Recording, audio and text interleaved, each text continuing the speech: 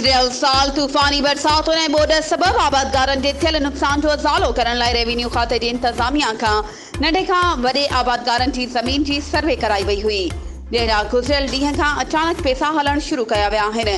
उन में बि वॾे पैमाने ते बेज़ाब्तगियूं कयूं वयूं आहिनि, जंहिंमें वॾनि पहुच वारनि आबादगारनि खे बाक़ाइदा मुकमल रक़म मिली रही आहे। बाक़ी जिन जा 2 एकड़ या 4 एकड़ ज़मीन हुई, उन्हनि खे गवर्नमेंट जे ऐलान थियल रक़म जो अधु हिसो ख़ैरात समझी ॾिनो वियो आहे, जंहिं मां नंढनि आबादगारनि सां माठेली माउ वारो सलूक कयो वियो आहे। नंढनि आबादगारनि जो चवणु आहे त थियणु ईअं खपंदो हो त नंढनि आबादगारनि जी फुल सपोर्ट कई वञे हा त जीअं हू पंहिंजनि पेरनि ते जल्द में बीही वञनि हा। हिते वॾनि पहुच वारनि माण्हुनि जी सियासी हिसाब सां कंहिं न कंहिं तरीक़े सां सपोर्ट पहिरियां बि कई वई आहे।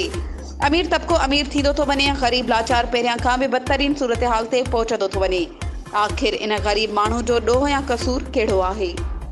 वधीक ख़बरुनि ऐं अपडेट्स जे लाइ असांजे चैनल खे सब्सक्राइब कयो ऐं हा, बेल आइकन खे प्रेस करणु न विसारिजो त जीअं असांजी हर नई अचण वारी वीडियो तव्हां ताईं पहुची सघे।